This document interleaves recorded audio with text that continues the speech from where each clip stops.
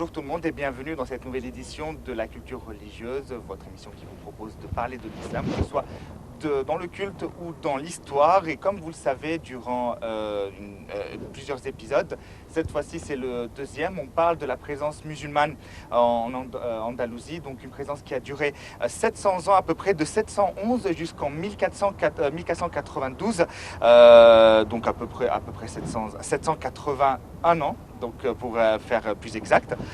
Notre invité aujourd'hui est spécialiste en histoire de l'islam, Dr Ismail Hamed. Bonjour, merci d'être avec nous. Alors, pour introduire, la dernière fois, on a parlé donc de l'avancée des musulmans et de l'installation de l'empire musulman en Andalousie. Maintenant, on va parler donc de la renaissance culturelle et scientifique en Andalousie avec l'empire musulman, pour introduire comment vous pouvez, disons, commenter cette présence. Bien sûr, les Arabes, quand ils arrivent dans une terre, alors ils doivent laisser leurs traces très très positives, leurs traces de civilisation. Et c'est toujours la valeur ou le grand rôle que les Arabes jouent dans la plupart des pays qui ils arrivent. Et contrairement, bien sûr, par rapport à l'image que les médias maintenant, qui veulent montrer les Arabes, qu'ils sont des sauvages, des gens violents, agressifs, tout ça, et bien sûr, ce n'est pas une vraie image pour les Arabes. Non, regardez l'image ou la vraie image des Arabes en Espagne. Et comment les Arabes, ils ont déplacé, ils ont changé la nature de la vie, la civilisation là-bas. Non, pas de civilisation avant, c'est juste des princes qui font le lutte, qui se disputent vers le pouvoir et tout ça, et leur donne la stabilité.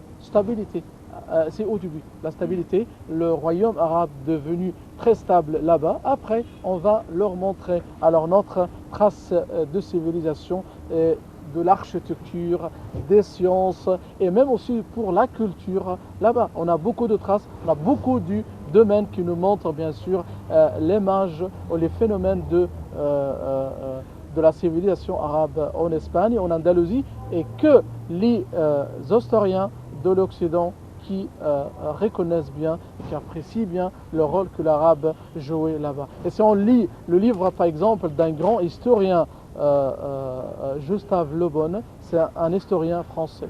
Donc, si on lit, qu'est-ce qu'il dit sur la présence arabe ou l'existence arabe en Espagne, et même après l'expulsion des Arabes de l'Espagne, et le contraire de tout ce qui se passe là-bas, et la tolérance que les Arabes traitaient avec le peuple là-bas. Et par contre aussi, et quand les Espagnols, ceux qui ont chassé les Arabes, ils ont fait des massacres, ils ont fait tout ça, c'est une image très très différente.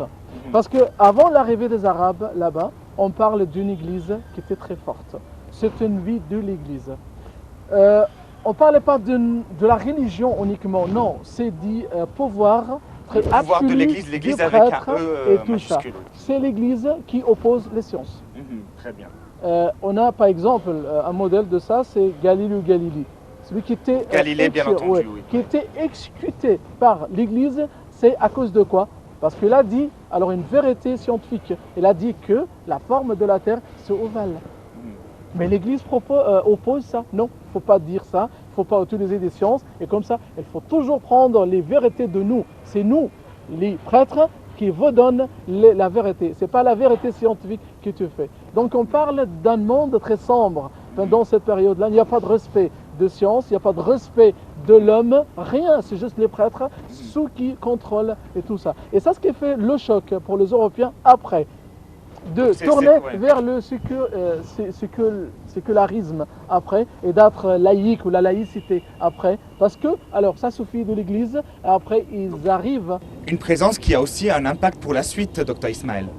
Oui, et bien sûr, on parlait sur l'Église et la force de l'Église dans cette période et comment l'Église alors oblige les gens de suivre les principes de l'Église et les principes qui étaient contre entièrement les sciences. Il n'y a pas de science et tout ça. Il faut toujours suivre les paroles de prêtres et tout ça. Les principes ecclésiastiques. Alors pour terminer, juste pour cette introduction, parce qu'on va entrer dans les détails, on a dit dans notre émission arabe, musulman, mais on parle dans le livre d'histoire des morts, M-A-U-R-E.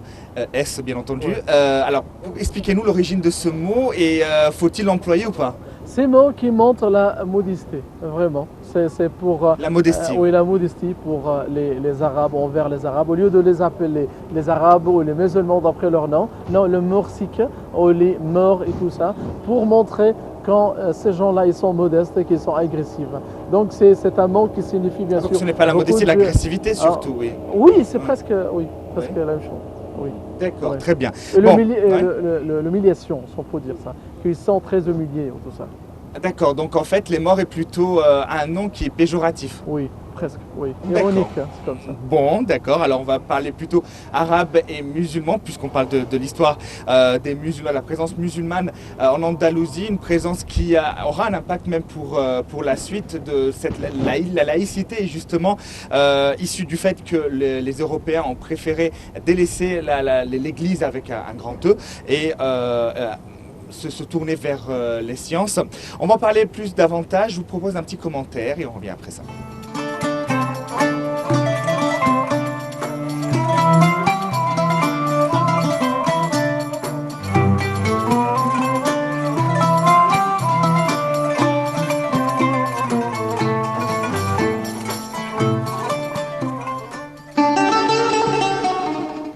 La conquête arabe de l'Andalousie changea le cours de l'histoire d'Espagne. L'Espagne musulmane était devenue le joyau de l'Europe et est devenue le centre intellectuel de la connaissance et de la science au rayon de la civilisation islamique. Les Arabes n'ont pas imposé l'islam, au contraire, à côté des mosquées, ils avaient accepté les églises des chrétiens et les synagogues des juifs. Les musulmans avaient une attitude très tolérante envers les autres religions, donc on a pu voir des milliers de juifs et des chrétiens qui vivaient en paix. Les musulmans faisaient des réformes agraires, sociales, politiques et culturelles. Ils avaient traduit et retenu le meilleur de toutes les grandes cultures du passé, surtout la philosophie et la science grecque. On venait de toute l'Europe vers Cordoue pour profiter de sa connaissance et regarder ses rues pavées et éclairées. Les savants islamiques espagnols, tels Averroès, étudièrent les œuvres d'Aristote et des autres philosophes grecs qui furent traduites en latin. Les califes construisent des bibliothèques et favorisent l'épanouissement de la culture. Un certain nombre de mots de la langue espagnole viennent de l'arabe. De nouvelles cultures et techniques agricoles venues d'Afrique ou d'Orient sont introduites. Les grandes villes de l'Andalous sont des centres d'un artisanat raffiné. Elles sont également des marchés importants et des foyers d'études.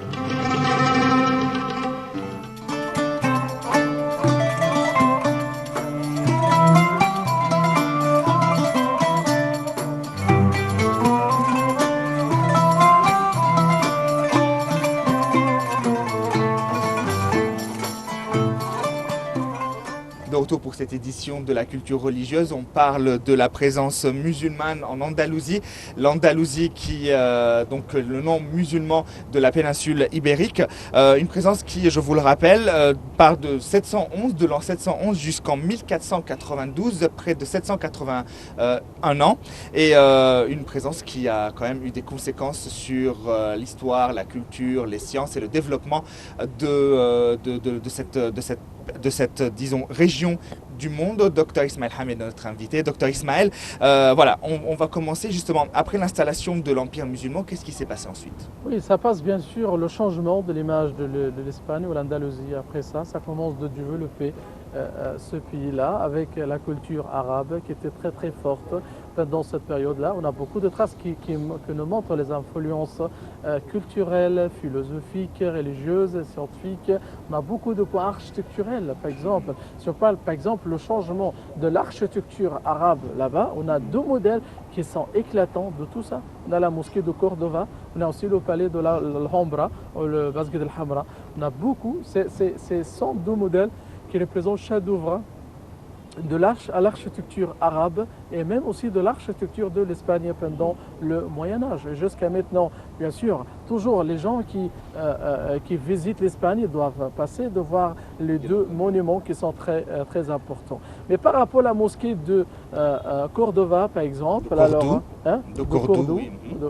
De Cordoue, alors on peut dire que c'est un modèle magnifique de l'architecture arabe avec par exemple le minaret. Le minaret, c'est un minaret avec le style marocain qui représente la tour comme presque une petite tour de Moyen-Âge. Ce n'est pas comme la forme minaret que nous avons ici au Caire islamique, comme le minaret des Mamelouks, ottomans, fatimides, comme ça. Non, c'est un modèle très différent, ce qui arrive là-bas. Mais ce qui aussi nous choque, qu'après l'expulsion, après chasser les Arabes de l'Espagne, ils ont converti alors la mosquée pour être une église là-bas. Et c'est ce que Mohammed, le grand concurrent là-bas, Mohammed el-Fatah, c'est le sultan ottoman, quand il est parti à Constantinople, donc il a modifié, ou l'a converti l'église là-bas pour être une mosquée, l'église de Sainte-Sophie, en échange de ce que les Espagnols les ont fait là-bas, par exemple. Mais bien sûr, en islam, on n'accepte pas, bien sûr, le changement de l'église ou d'être une mosquée ou comme ça. Ça, c'est bien sûr très loin. Pas par la force, bien entendu. Pas par la force, bien sûr. On respecte très bien alors les monuments, les maisons de Dieu pour les autres croyants, pour les non-musulmans et tout ça. Le modèle, bien sûr, de la mosquée de Cordoue, c'est un modèle magnifique. On parle de plus de 1000 colonnes de marbre, on parle de formes de mouchrabiya, de mosaïques, de décoration arabe et tout ça. Si on parle par exemple de mouchrabiya, ou les fenêtres orientales qu'on trouve beaucoup au Caire islamique par exemple, ça existe beaucoup là-bas comme une trace architecturelle arabe qui était très répandue là-bas. Aussi, on parle de palais là-bas, bien sûr, le palais d'Alhambra aussi, c'est une chose. Alors là, on a parlé magnifique. plutôt vraiment architecture. On va commencer donc les différentes étapes. On a parlé dans l'épisode précédent d'abord d'une disons instabilité politique au sein de l'empire qui a précédé, donc c'était l'empire wisigothe. Quand les musulmans sont arrivés, est-ce que la stabilité a pu régner tout d'abord? Oui, bien sûr, ça règne, ça continue, mais en même temps, alors il y a les Européens, les chrétiens de l'autre côté, qui opposent l'existence arabe ou musulmane là-bas. Donc ça commence de faire beaucoup de résistance de ça et de changer la condition qui arrive, la situation actuelle, et pour chasser les Arabes. Donc aussi, il y a des armées qui se préparent dans l'autre côté. Si on parle de Charles Martel, c'est lui qui conduisait alors le drapeau européen, le drapeau du christianisme contre les musulmans là-bas. Et ça commence une période de lutte pour chasser les Arabes. Et puis c'était la période de Abdurrahman al-Ghafiqi, celui qui était le commandant de l'armée musulmane pendant cette période. Et à Tourboitier, bien sûr, c'était la bataille celui qui fait, mais ce n'était pas la défaite pour les musulmans, mais la valeur de ça pour les Européens, que cette victoire on a arrêté l'avancée des Arabes. C'est juste l'affaire, mais les Arabes restent stables en Espagne et tout ça. Mais on les a arrêtés de traverser la France pour aller en Italie, à Rome. C'est le siège de catholicisme dans le monde entier et tout ça. C'est jeté-en. Et pour ça, même Charles Martel, il est devenu comme un héros pour les chrétiens, celui qui sauve le christianisme et tout ça. Mais si on lit par exemple le commentaire de Gustave Le Bon, le grand historien et tout ça, quand il fait un commentaire de tout ça, et il a dit que la victoire de Charles Martel arrête les Arabes de donner beaucoup d'éclairage, beaucoup de lumière, de civilisation pour la France et pour le Paris. Et Paris et le reste de l'Europe sera arabanisé, islamisé avec de la civilisation arabe et tout ça. Donc il parle que cette défaite ou cette affaire-là, oui, c'est arrête la civilisation arabe qui brille sur le reste de l'Europe. De l'autre côté de l'Andalousie, donc le reste de l'Europe n'était pas vraiment d'accord sur la présence des Arabes, donc il fallait les chasser à tout prix. Donc il y avait des agressions extérieures. Mais à l'intérieur même de la région andalouse, il y a une stabilité, les Oui. différents royaumes se sont réunis et à partir de là on a commencé à créer donc cette renaissance Oui. Culturelle et scientifique. Oui, c'est bien sûr. Pour l'Andalousie, c'était très stable pour les Arabes et tout ça, c'était sous le calife Omeyyade et tout ça, c'était très bien stable. Mais le problème pour les Arabes, c'était pour l'autre côté de l'Europe, ceux qui opposent l'existence arabe. Si on parle bien sûr le peuple de l'Europe qui appelle les Européens alors pour chasser les Arabes de l'Espagne et tout ça. Et c'était Charles Martel, c'est lui qui alors montait le drapeau de christianisme pour chasser les Arabes de l'Andalousie et tout ça. Et comme on a déjà parlé concernant la bataille de Tourboitier, c'était une bataille absolue, c'est avec la victoire. Mais ce n'était pas une victoire éclatante, mais c'est juste une victoire qui arrête les Arabes d'avancer envers le reste de l'Europe et tout ça. Oui, alors l'émission précédente, on a parlé d'un nom important, Moussa ibn Mousser, qui était qu'on appelle Wali al-Afriqiya, donc celui qui était le chef de l'Afrique. Oui. Là, on parle d'un autre homme important, Abdelrahman. Oui, Abdelrahman al-Rafiqi. Voilà, oui, alors lui, quel est justement, disons, son apport à cette civilisation andalouse? C'était un homme très ambitieux, bien sûr, qui a beaucoup de rêves, qui avait beaucoup d'ambition pour répandre l'islam, pour propager l'islam pour le reste de l'Europe. Donc pour les Européens, il était bien sûr, c'était pas attendu pour eux, alors que les Arabes, ils vont continuer alors de propager l'islam dans le reste de l'Europe et tout ça. Donc ils étaient choqués par l'avancement très fort des Arabes. Ils ont traversé les montagnes entre l'Espagne et la France et ils arrivent jusqu'à tout près de Paris. C'est loin de Paris de quelques kilomètres, à Tourboitier. Il y avait là-bas alors l'armée européenne là-bas de Charles Martel, alors celui qui était en face.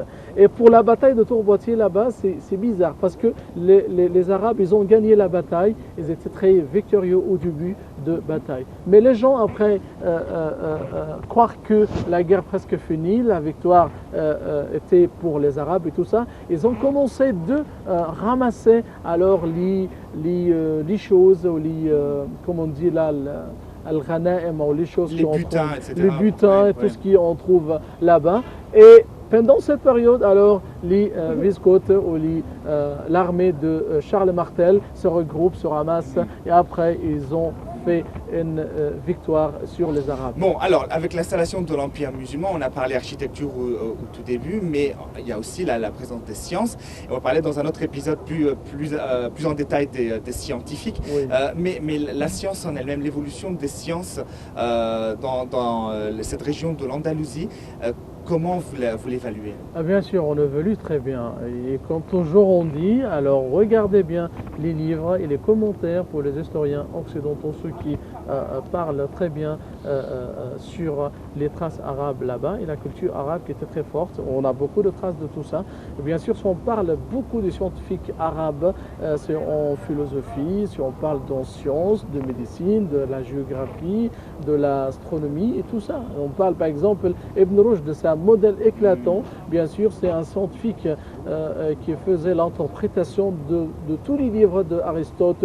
Il était un grand interpréteur de tout ça et même les Européens après, alors ils ont traduit les commentaires de Ibn Rushd. Averroès, c'est un des seigneurs, c'est un des grands professeurs de la philosophie et jusqu'à maintenant dans les universités européennes, ceux qui étudient alors les livres de Ibn Rushd, bien sûr, Averroès, il y a aussi les statuts de Averroès ou Ibn Rushd là-bas dans les facultés de la philosophie en Europe et tout ça. Et bien sûr, ils ont beaucoup apprécié Ibn Rushd et les autres scientifiques arabes, comme on va parler bien sûr en détail après ça.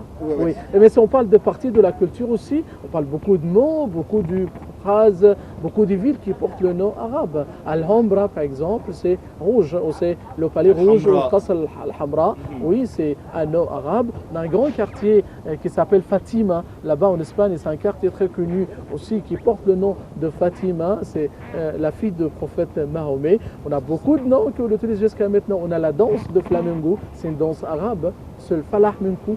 Falah Minkou, c'est un nom Falah arabe. Minkou, ça veut C'est le dire quoi? Falah Minkou. Ouais. Al-Falah, c'est le paysan, c'est quelqu'un devant vous. C'est une danse qui imite quelques mouvements des paysans et comme ça. C'est une façon rurale et comme ça qui représente c'est le Falah Minkou et c'est le Falah Minkou et c'est comme ça. On a aussi le nom de civil, aussi Shbilia. On a aussi Chateba, on a deux noms arabes, Grenade et tout ça. Donc on a aussi beaucoup de villes et jusqu'à maintenant se rattachent beaucoup de grands scientifiques. On a beaucoup de scientifiques qui s'appellent Al-Ishbili, c'est d'après le nom de civil, le nom de Ash-Shatibi, c'est un grand imam de Coran et de la philosophie islamique et tout ça qui s'appelle l'imam Ash-Shatibi. On a le quartier, on a Alexandrie qui s'appelle le quartier de Shatibi, c'est d'après lui. Donc il est d'origine de l'Andalousie et tout ça. Et d'ailleurs justement, quand le royaume des Almoravides, c'était les derniers, donc Almoravides, oui. Qui se sont, disons, le dernier dernière dynastie de cet empire musulman se sont installés, et on est retourné à cet obscurantisme qui eux ont brûlé par exemple les livres de Ibn Rushd, donc Averroès, etc. C'est là, à partir de cet obscurantisme, que l'empire musulman s'est décliné pour perdre. Petit à petit, avec aussi la montée du radicalisme en Europe. C'est avec aussi le radicalisme catholique, par exemple, parce qu'avec l'apparition d'un roi qui s'appelle Ferdinand, avec sa femme Isabelle, ils étaient très fanatiques de catholisme. Donc ils étaient contre même les chrétiens, alors ceux qui ont d'autres dogmes, d'autres sectes comme l'orthodoxe, comme protestants. Non, ils ont beaucoup persécuté les autres. C'est à cause de la différence de sectes chrétiennes. Même les chrétiens étaient persécutés. Regardez les Arabes, les Juifs aussi, ceux qui étaient beaucoup persécutés, ils faisaient des massacres horribles pour les Arabes. Ils ont tué, on parle de centaines de milliers des Arabes. Ils ont obligé milliers de millions de personnes, des Arabes ou des Juifs, pour être chassés au fur de l'Espagne vers le Maroc, vers l'Égypte et tout ça. On a beaucoup de grands qui arrivent de là-bas. Par exemple, l'imam al-Qurtubi, alors c'était un grand imam de Cordoue. Il se rattache de Cordoue. Il était aussi un grand imam, c'est lui qui fait l'interprétation de Qurtubi. Alors il est venu après la chasse des Arabes de là-bas, après il était installé à Minya et il est mort là-bas. Il fait son interprétation de Coran là-bas et qui était une des meilleures interprétations de Coran. On a Moussa, le fils de Maïmoun, Moussa ibn Maïmoun, c'est un grand philosophe juif aussi. C'est lui qui était aussi chassé de là-bas. Il est venu en Égypte, il était le médecin de la famille Ayyubide, de la famille de Saladin. Et aussi il est un auteur d'une grande partie de Talmud des Juifs. C'est un grand philosophe. Et même les Juifs l'appellent comme Moussa le Doux. Moussa, le deuxième Moïse, par rapport au premier Moïse, le prophète Moïse et tout ça. C'est pour montrer la valeur de Mimounide ou Moussa ibn Mimoun. Il y a beaucoup de modèles des grands scientifiques qui étaient chassés, avec aussi des centaines de milliers de morts qui étaient tués et des gens aussi qui restent là-bas, qui se convertissent en christianisme. Ils étaient aussi tués par Ferdinand et sa femme, parce qu'ils disent toujours qu'on n'a pas de confiance que cet homme-là, c'est un musulman qui s'est converti au christianisme, on n'a pas de confiance que les devrait et tout ça, donc il faut le tuer. Ils ont tué, ils ont persécuté, ils ont fait des choses horribles vraiment pour chasser les Arabes de l'Andalousie. En tout cas, l'Andalousie, durant ces 700 ans, 781 ans plus précisément de règne musulman, est devenue comme une espèce de phare pour les sciences et la culture. On va en parler dans quelques instants. Je vous propose, puisqu'on parle de monuments, Alhambra, de la mosquée de Cordoue, je vous propose de visiter un monument ici au Caire et on revient après.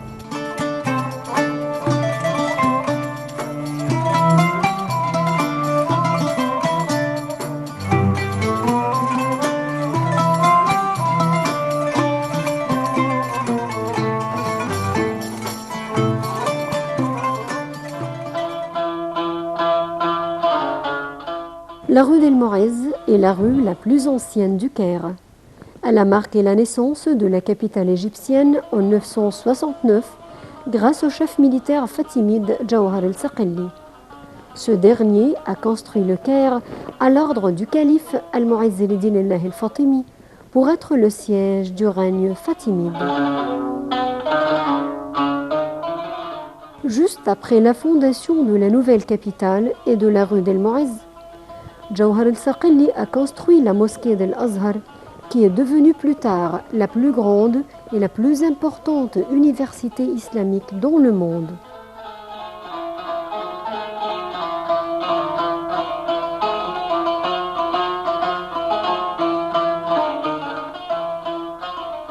Le visiteur de la rue d'El Moez sent l'odeur de l'histoire qui embaume l'endroit, et ceci grâce au grand nombre de monuments qui l'entourent et qui témoignent de la magnificence de l'architecture islamique à travers plus de 1000 ans. Ces monuments ont fait de la rue d'El Moez un vrai musée ouvert.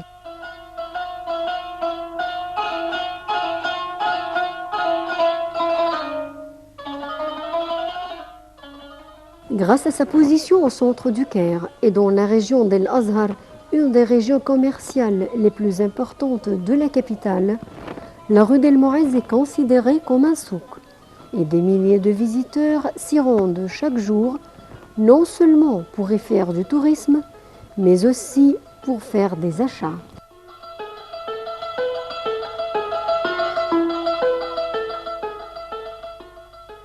La rue d'El Moez est l'artère principale du Caire dès sa fondation. Elle regorge des monuments des différentes ères islamiques en Égypte, fatimides, ayyoubides, mamelouks et ottomans.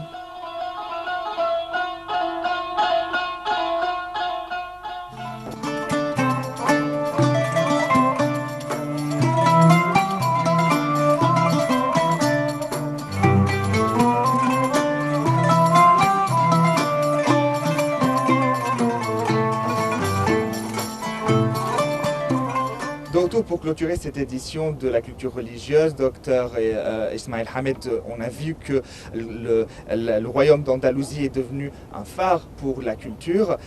Parlez-nous pour clôturer de ce point. Oui, bien sûr, on a beaucoup de points si on parle de ça. On a parlé par exemple de la culture arabe, de l'architecture arabe, si on parle de sciences arabes, les scientifiques du monde entier se rendaient en Andalousie. Oh, bien sûr, c'était un centre culturel pour les grands scientifiques arabes. Même c'était le centre de califat de musulmans, c'était à Bagdad, à Damas, et puis c'est déplacé au Caire. Mais après ça, c'est l'Andalousie, ça devient comme le centre culturel pour les grands philosophes, les grands scientifiques arabes qui trouvaient ça comme une destination principale là-bas pour échanger la culture entre les scientifiques de tout ça. Alors les scientifiques, on va en parler dans le prochain épisode, Inch'Allah, si Dieu le veut. Merci à notre invité, Dr Ismail Hamid, vous êtes donc spécialiste en histoire de l'islam. Merci à vous de nous avoir suivis, je vous retrouve donc la prochaine fois. Au revoir.